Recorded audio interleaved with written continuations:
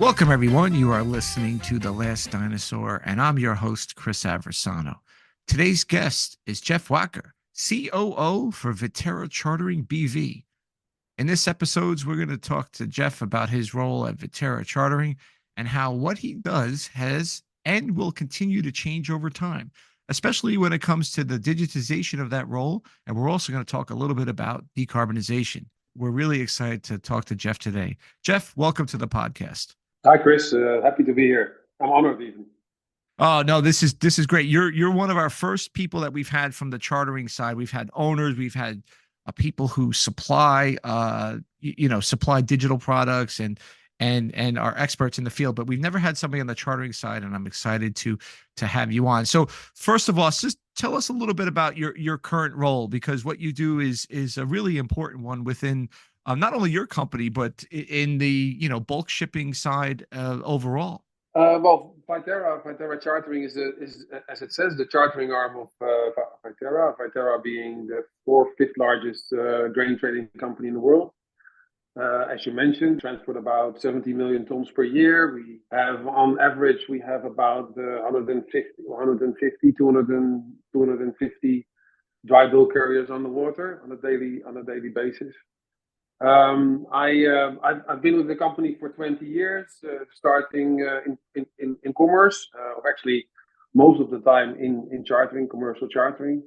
And as you know, Chris, that you can call it commercial, but the nice part about shipping is that it's never just commercial. It's including operations, the technical part, the legal part. About 7-8 years ago, the growth of our company was so tremendous that it required management too. So I stepped out of the commercial management and decided to step into an area which I was not familiar with, which is the management and the development. It turns out to be. Yeah, that's my role. I'm it's called COO now, but it's basically I'm responsible for basically everything except commerce, and my main focus is specifically on the development, and which is data driven, but also decarbonization driven. Well, let's talk a little bit about that, because I think it's fascinating. Obviously your history alone with Viterra, and then obviously beyond that, we talked earlier, it's very similar parallels over 30 years.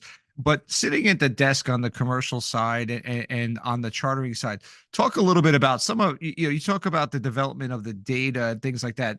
Let's dig into that a little bit. How has that changed and really become a focus for a company like yours and for you personally? Because that, when you talk about data and development, even 5 years ago, that was sort of on the radar, but only maybe by the IT people. And now it's really linked hand in hand with what the charterers do. Yeah, well, these I've listened carefully to your question, and I hear I think about 10 questions in that question. Yeah, you like that? That's a good trick. Yeah, I mean, I hear you say in random order, IT people 5 years ago, and chartering people. It wasn't the subject. I mean, the podcast isn't called Dinosaur for nothing. I think I like the name though. It's a proper name. However, yeah, like you say, the data, what data is and what it can do to you, I think still today is not really filtering through the whole market. Frankly, we've spoken before, you and me, and I've told you that I think what my role has been over the years or has become is to be a translator. And this translating part between what is in the commercial mindset, which is a day-to-day mindset. Every day you have to perform. Every day you have to make the best out of commercial opportunities, operational issues, problem solving. It's ad hoc, day-to-day solution finding. So your focus is not necessarily on, okay, I found a solution, let's record that and let's do something with the lessons that we've learned. And that is, this is where I think is the old-fashioned part. When I started, which many moons ago, I had a guy next to me with 30 years experience and another guy with 25 years experience. They were my walking dictionaries, and I just raised my finger and ask a question if I don't know how to clean a vessel, for instance, or how to negotiate on a specific clause of a charter. That's data. for you. And right now, it's not necessarily held in human beings. I see that with younger people coming in, where it took me 3 to 5 years to understand the concept of operating a vessel. These 20-year-olds, they step in and they have a good system to work with, and within 6 months they manage a fleet of 10 to 15 vessels, just like that, without having the experience. Yeah, this is where data comes in, because how do you get that knowledge to all the people? How do you get that experience to people? It's much faster than before, and furthermore, and that's where my commercial heart starts speaking, is how do you capitalize on it? And that is, Yeah. I think, a very interesting path going forward. Yeah, I agree with you. And I think that, gone are the days in a way of fixing and forgetting, right? You fix a ship, you get it done, date, rate, demurrage, maybe a couple of clauses, and you're done. But now I think that what you're talking about is capturing the crux of that data. What did you learn, and being able to institutionalize it for the next, not only for the next people, but then how can you seek and exploit in a positive way the patterns, like you said, for commercial gains, right? How can you say, hey, every time we do this, we actually do a little bit better. We should be aiming for these type of cargoes or this sort of trade. And yeah, it's marginal, it's 2%, but if we have a goal of increasing revenues by 8%, boy, we could get, just by doing this, we could get a quarter of our goals right off the bat, or whatever that is. Yeah, you're right. I mean, you're talking about percentage, and that's what we tend to do. However, I just disclosed our volumes, and the 1% or 2% or 0.5% is massive amounts, and so these are considerations to make, and you say, I mean, you want to be better all the time. That's my drive nowadays. It's really, you want to not perform on the day, but you want to do it better the next day, and as a team, right? Not as a person, but as a team. So it includes everyone, including the commercial guys, but it's operations too, finance. I've got a digital team too. It's all incorporated, and the only drive we have, or the main drive we have, is to get better. And you do that, I think, data and managing data properly is the key element of this this improving process. It is, and I think you hit on something really interesting, and it's something that I talk about here, and that is collaboration. And oftentimes you talk about collaboration, like between, let's say, Viterra, and then you go charter. We had on Salvatore D'Amico, you charter a D'Amico ship, so collaboration between the two companies. But I think one of the struggles that we've had internally in the maritime industry is collaboration amongst the silos within a company. And I think that is a huge thing. Chartering did their thing. They usually handed a piece of paper, a file with the fixture, handed it to operations. Operations concluded that file, handed it to the back office, billing, and then maybe claims after. Maybe it's separate. But now all of that seems to need the data is all basically the same. It's just looking at it from a different point of view. And I think streamlining that is probably something that you guys, as well as others, have to look at. It starts with a commercial chartering person giving a freight quote on the basis of a voyage estimate. At a certain stage, when this cargo is sold, i.e. the freight requirement has been borne, at a certain stage, you come into an execution stage and you have an operation. The voyage calculation itself, the underlying voyage calculation, is the budget for that voyage. This is where the learning is. This is where the data is. That data needs to get back the actual data into the commercial mind or database or whatever we call it, but he has to be able, or she has to be able to use that right away, because the next business is already there, for which a new quote has to be given. That data circulation requires, like you said, and talking about the word dinosaur, if you don't mind, I come from a period where I had to look up port cost of a previous port call about 6 months ago. And if I didn't have it, I had to call an agent and ask, and I had standard emails to send to an agent and get back. Now, I mean, you're way too slow, and so this necessity to make this data flow going around all the time at a speed which we couldn't imagine even 5-10 years ago. You couldn't imagine it had to go so fast. But that's our daily process, and that's what I'm focusing on to make that, to try to make that better every day. Yeah, you know how many times as a broker you get a phone call from somebody, hey, what's a port cost in? And usually it's not like a Houston or something. It's I remember doing a trade in Barranquilla, Colombia. What's the port cost in Barranquilla? And like, Yeah, we're calling agents and calling, hey, what do you yeah, have? Oh, we had a ship of this size last month, and that's what we paid. All right, well, we're a little bit smaller, a little bit bigger, so it's going to be around this number, and that was always good enough. But that was never institutionalized. And these were charterers or owners that were not small. This wasn't a mom and pop, two, if I remember correctly, it wasn't a mom and pop, no, two ship operator. This was a big operator. What should I be plugging in? Is it 15,000? Is it 115,000? yeah. Just sometimes you just need a ballpark to see, make sure the numbers work. Exactly. The funny thing about that is that you speak to someone outside our industry with an IT mindset, and the first question you get nowadays, which I find enormously interesting, is, but this is rather static information, right? Yeah, it's static. It's not so. It's not a real variable. So can't you predict these costs? And now we're talking, right? That's where we are today. And I think we're at the start of this start of process. That is that. I worked on a project a couple of years ago here, and we were I was looking at speed and consumptions, and I wasn't predicting, but I was actually I had some different profiles. And I was missing some numbers, and I just did a really simple regression analysis. And it like, okay, that's Mm. probably close enough for this little project that I'm working on, and it was actually pretty accurate. I think using the old, so and I was using Excel. I was using statistics. I wasn't using AI. I was using statistics saying, give me a Yeah, fleet a profile, and here I'm missing these data yeah. points and plugging it in. And it was actually relatively accurate when I found out after. One of the things that always goes hand in hand with digitization is decarbonization. We talked before that this has become something that's really come up on your radar. Although it's not a digital in nature, they go hand in hand because you often need to keep track of what you're doing on the decarbonization with digital tools. Talk a little bit about your journey on your kind of view on decarbonization, because I think we chatted about this before. I think this is actually one of the more interesting views in the guests that I've had on the show.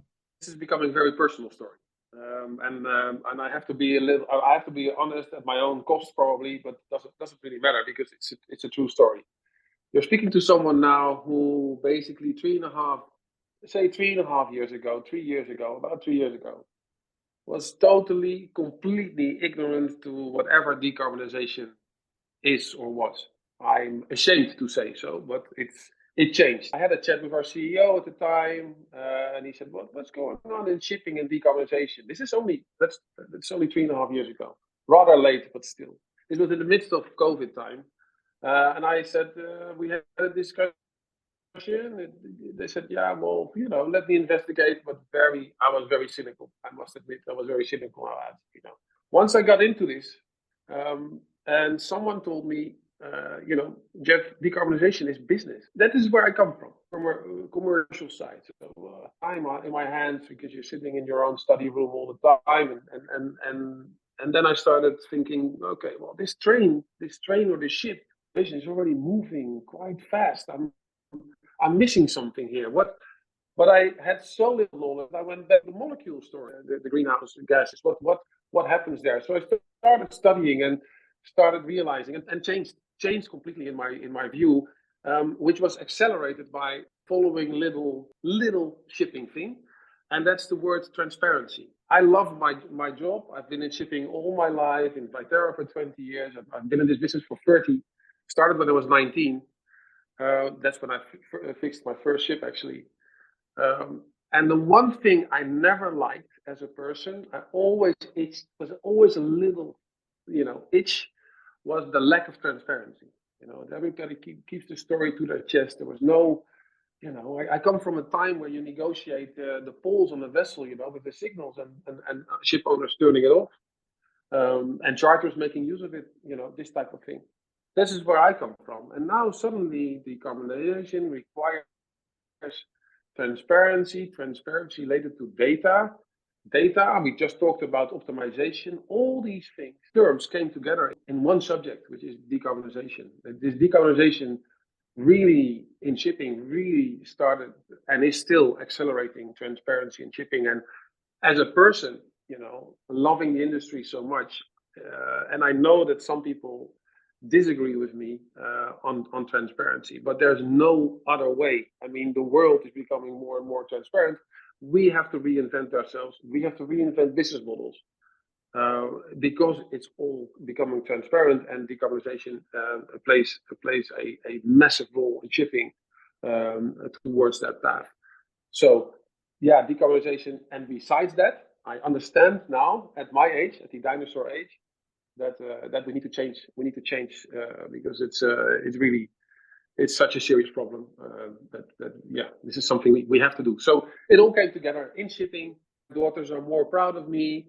This is my passion nowadays for sure.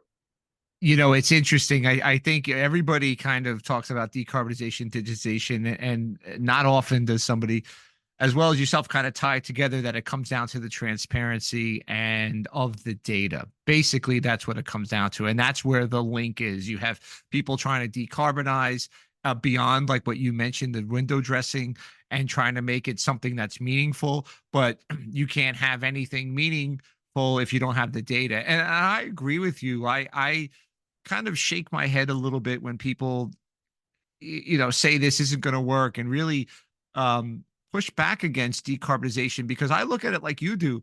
There's money to be made here. Now it may not be the same. Maybe it's the people who are making the money now the way things are now, and they won't if they don't change. Perhaps that's part of the problem, and they're leading the charge on that. And you can get into politics and media, and that's not the you go listen to another podcast, not this one.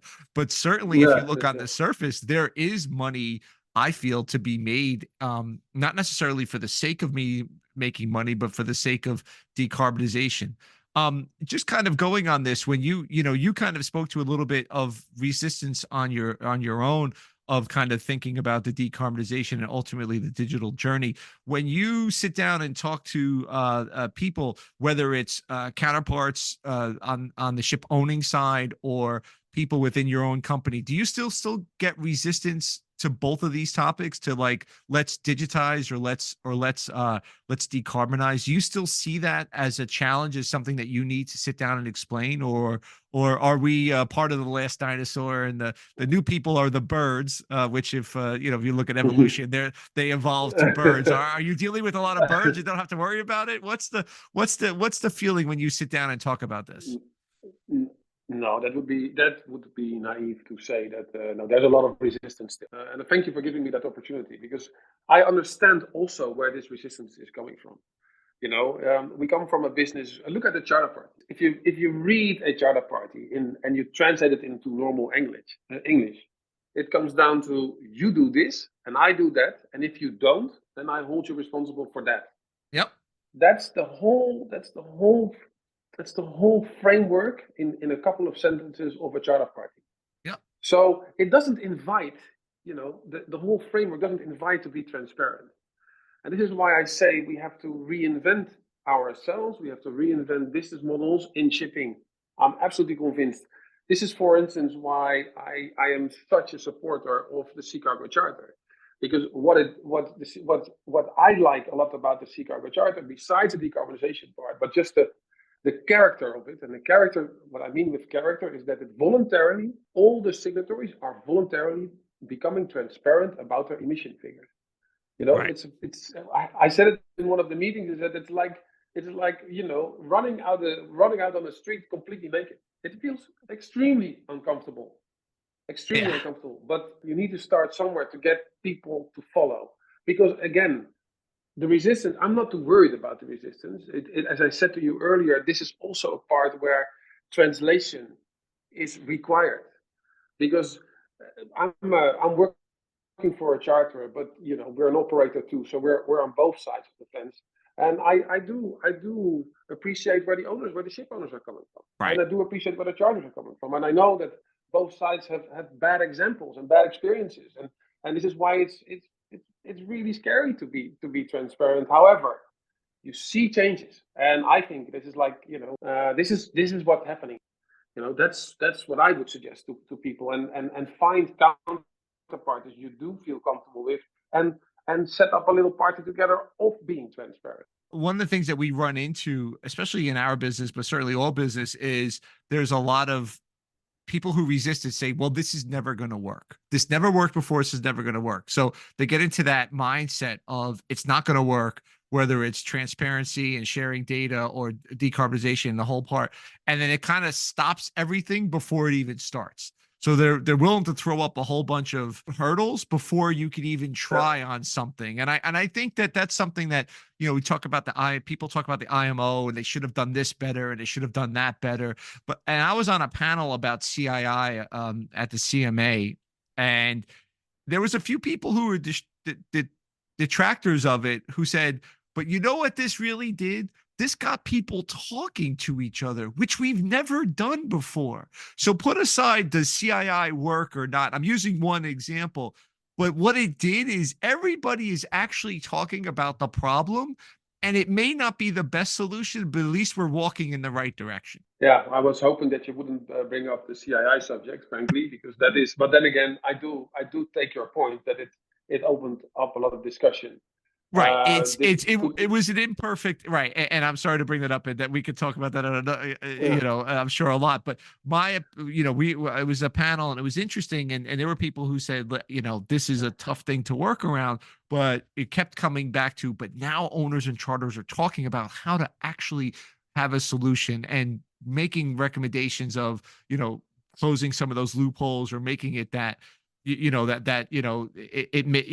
the law make sense in the practicalities of being a ship owner or charter. Well, if you allow me, please, because I like to say something about this. I'd like to Oh, say something about the absolutely. CII. Why not? I love it. Not make it too complicated. I will not make it too complicated, but I guess rather unique. I think. So first of all, from a personal perspective, CII I think is a fantastic, it's a real good initiative. The metric itself, I think, is wrong, but the concept behind the metric, i.e., making decarbonization a problem both of the holder of the owner of the asset and the user of the asset, I think is the only way forward. So, in that respect, CII as a concept is, in my view, the only way forward. It's not just the charters, it's not just the owners, it's not the port, it's the whole chain. However, and this is where the unique part I think comes, I'm working for a charterer, but CII is unfair to say the least for ship owners. So this is where I find the discussion sometimes about CII a little bit complicated because it's focusing on what is wrong. And I can imagine that an owner says it's wrong. I can fully imagine. So what we should do is like step over that, admit that it's wrong, even from a charterer's side, and let's look at a metric which does work, beholds the same ship owner's problem or not just the charterer's problem. That is what I want to say about CII, and I don't hear it enough. I don't hear enough that, especially from a charterer's side, where they are supportive towards owners, to ship owners, and say, hey guys, you're right. It's unfair. It's unfair. We need to do something different. However, do we agree that it's our joint problem? That's the starting point. Again, Yeah. Here I'm in the translator role. Well, that's it. And I think you go back to the right thing. And I think that's one thing that why, just kind of rounding out our discussion, whether it's both decarbonization or digitization, that's why I think, yes, there'll always be a need for digital. And I think we can strive to improve, but I always think there'll be a need for people to do this job, because there'll be a translator, because you'll have data or you'll have a clause that doesn't make sense if you don't have a translator, which you ultimately need to get the business done. Yeah, I'm happy that you bring up this point too, Chris. That's a real good point, because you and me have been talking about digitalization and probably preaching that you have to embrace it and all this stuff. But I am of the opinion that it requires more from people, and you require more experienced people, because you still need someone to judge the data and the outcome. It will not decide. It will not decide. Whatever machine will not decide for you, or you, in my view, you should never allow it. You need the guy in the bridge. You need the guy in the engine room. You need the operator on the floor. You need the commercial guy who knows the little things. You need them to correct the outcome. I've always been saying, when I got involved in digitization, or got totally involved in it, I say, well, the thing is, I'm used to use a calculator, and I remember that we were not allowed to use a calculator until a certain grade, because you need to know Yeah. the calculation yourself. Yeah. Yeah. Yeah. When Yeah. the outcome, if you push 7 multiplied by 7 and it says 48, you have to recognize it's wrong. And this, I Yeah. think, this is a very simple example of the high tech which is coming at us. You still need people to judge it, Right. and that requires experience. So I think it will be more demanding for people. That is scary. I can understand that is scary. But this is why I think for young generations, they need to realize that it's not looking at a machine, looking at eyeballs, okay, this is the answer. No, does the answer make sense or not? Can you Right. judge that? That is where I come from when it comes to digitization. So giving it all up to a machine, no, sir. No, I think what it's going to do is, and I've heard this before, is keeping the human in the loop or human in the middle. I think what it'll allow is, let's say, the case of what you pointed out earlier, where you have, let's say, operators with less experience coming in and picking it up quicker. I think it'll allow, let's say, the learning curve to be shortened for the basics, right? You can have that learning curve and you can move up Yes, faster. yes, But I still yes. think the long end, the tail end of that learning curve. So the 80-20 rule, I think, will be, they'll compact that. They'll say, okay, we hired Susie as an operator. Man, she's smart. She picked that up. But all the nuanced things, the things that you only get from listening on phone calls and talking to people, and then reaching, and then sitting next to your colleague who goes, no, no, no, this guy is lying. He always says this on a Friday. Wait until tomorrow morning because the ship's going to be late. Like, just a little, just Exactly. those. And again, it's not, I shouldn't say lying because it makes it sound out to be bad, but he's always being optimistic about the ETA, but you're going to come in Yeah, Monday, the yeah, ship's yeah, going to yeah, be late. yeah. Like, like, but no, he's saying, look, it looks really good. Yeah, yeah, yeah. We've dealt with this guy for 30 years. He's a great guy, but this is what he does. This is his MO. And you can't program that. You can't do that. But what I think is I think whether it's this example of an operator or somebody who's a seafarer, being on the deck or in the engine room, I think digitization and the move towards more tech savvy users and more tech within the industry is good. But I still think there's no way people are ever going to be moved out of it, out of the role. I think there's too much danger. There's too many variables which you can never really program. Yeah, yeah. We heard it on your podcast before, right? Is bullshit in, danger out, right? Yeah, yeah, yeah, yeah, yeah. That's it, man. That's it exactly. As we yeah. talk about, young people and your career and mine have spanned, similar time frames. If you had to go back and talk to your 19-year-old self fixing your first ship, by the way, I don't think I fixed my first ship until, let's see, I was almost maybe 27, 28. It's because I went to sea first. But so fixing your first ship at 19, what would you tell somebody now who is thinking about, getting into the maritime space versus getting into other spaces? And they say to you, Jeff, hey, you know, I have this opportunity, and what do you think of it? Why should young people get into our industry? I think the answer lies a bit in the name of your podcast. To be quite frank, it's underdeveloped. This business is underdeveloped, and I heard someone say who took a job in shipping could take a job in Google or Amazon, whatever, where the train is already going fast speed, ultrasound speed. But in shipping, it's not. It's a development space, and there's a lot of development to be done in shipping. So that is what I would advise to younger people, which I'm actually doing. I mean, besides that, I mean the entering, you couldn't enter shipping in a better place in a better time today, if you ask me. I mean, I am more as says something coming from a dinosaur, right? So that is the development attractiveness. Besides that, shipping is shipping. You talk about vessels, you talk about people. I mean, it's not a commodity. It's not a commodity market. Some people go in my personal opinion, a bit far in saying, it's a commodity market. It is if you trade ships like we do from a very from a with a very high level helicopter view. But if you take one step down, you're talking about vessels with 22 people on board. And with someone getting ill on board, you have ports, you have weather, you have sea, you have business relationships, which is long term in most cases. You have experience, right, where which counts, and yeah, it's international. It's all kinds of cultures. I've been living in Taiwan for 5 years.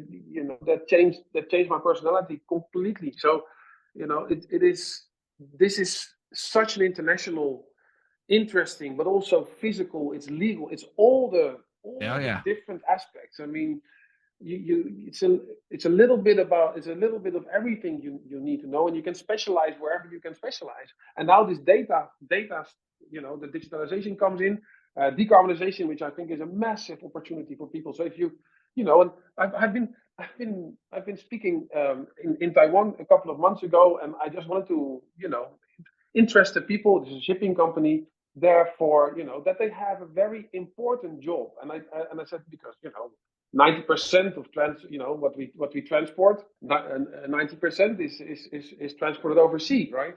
Of world trade. That's one thing, but there's another thing. If you look at and it's only 3%. Shipping is only 3% of the world decarbonization, right? Or Yeah. carbon. Emission Only footprint. Yeah, 3%. yeah, yeah, However, but if you think about it, 1 ton of fuel is about 3 tons of CO2 in the air. And I've compared that in this crowd. I compared it to driving a car in Europe. And driving a car in Europe, not in the US, I'm sure, but in driving a car in Europe, you can drive a car for 30,000 kilometers about in Europe with the same emission. These are numbers which people don't think about. So here you are, you're trying to you can save, and we should save water, we should save hot water, we should save electricity, we should all do all that.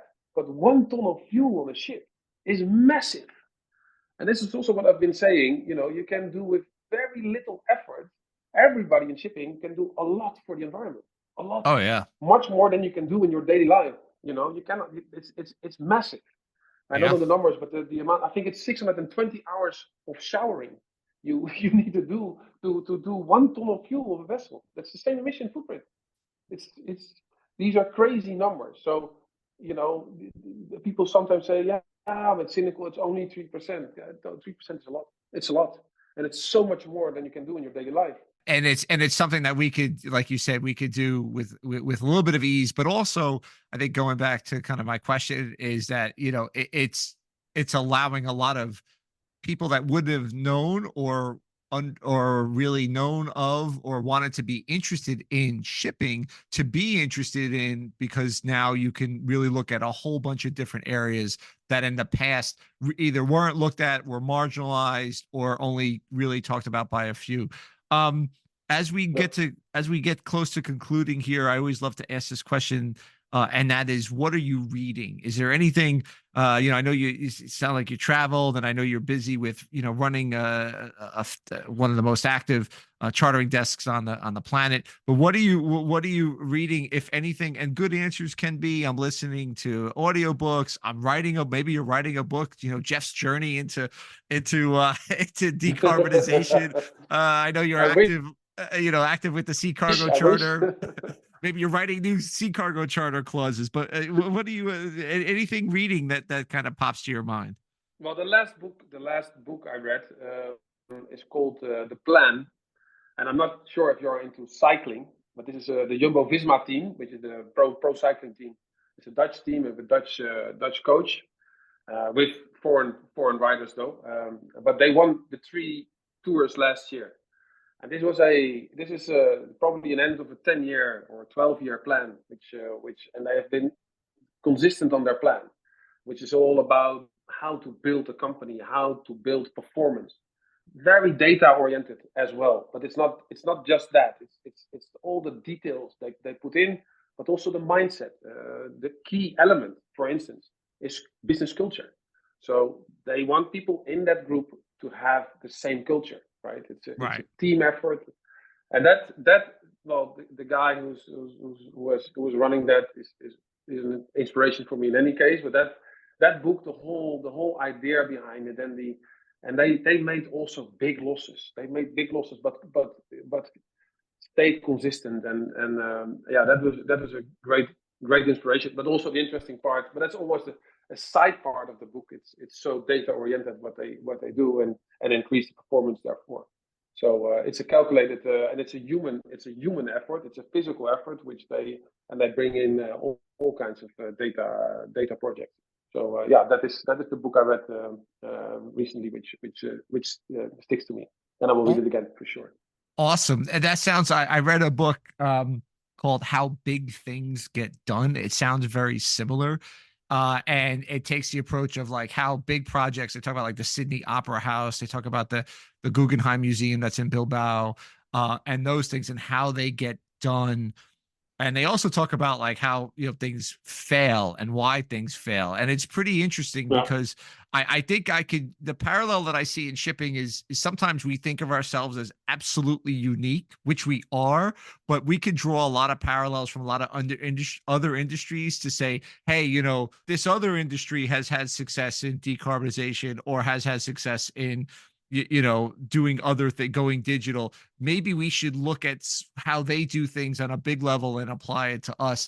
I know there's a lot of people who do that, but this book points out with data, with facts, with, you know, kind of percentages on victories and not. It's pretty interesting and something that I've actually, I read it recently, but I've already gone back and looked at it because it's so fascinating. And one of the biggest failures that we need to be careful of is IT projects are generally big failures.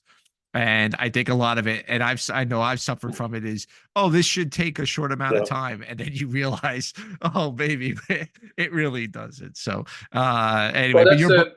sorry, that's why the circle, I think the circle is round for because again, and I'm sorry to repeat that, here translation is required. I've gone through the motions. I've been ignorant, as I told you, about carbon, but I've also been ignorant about digitalization. But that 7-8 years ago, I saw a movie called AlphaGo. I recommend it to all the dinosaurs out there. Watch it, and you'll change your mind on what is all possible. And this is a movie out of 2017, so we're light years further today. But the thing is that what I wanted to say is, I went through the motions in not understanding that I was asking the wrong question. So I've been in situations, to my frustration, and this is why I'm so gray, that IT and business simply speak the wrong language. Yep. I ask you a question, IT delivers, and you say, "Well, this is not what I asked." Oh, That's what you asked. I've been in those so often. Now I'm the preacher and say, now I'm in between the IT people and my business, operational, commercial people, and say, okay, but what is your question? And I say, get out of here. I asked the question. You understand what I mean? You've been there. Yeah. I know. But what do you mean? What do you really want to see? What do you really want to know? Right. Get out of my face. This type of thing. So that is what is required. But you're absolutely right. I've seen those failures. I've been part of it quite often. But nowadays, I'm much more careful. But it starts with, what's the question? What do you want to know? Yeah. And I know in my role, I get involved with it all the time. You know, whether it was on the Q&A side or now at Vesson, sometimes it's like, no, I think what they're asking for is this. Yeah, but we can, no. Like, that's only part of it. But if you don't package it like this, it's meaningless. But the data is right there. We'll just show them that. Oh, okay. And then so all you need is sometimes just a gentle push, because like you said, you know, the programmers are sometimes will take things literal, and then, you know, the users are in the mindset of, this is natural. Of course it should be this number or this figure or this report. Like, why, what else would I need? But you know, you're talking past each other. So anyway, Jeff, this was a pleasure. Thank you very much for coming on the podcast. I do appreciate it. Well, thank you. It was good talking to you, Chris. Really nice talk. Absolutely. Thank you, Jeff. Take care. Thanks. Bye.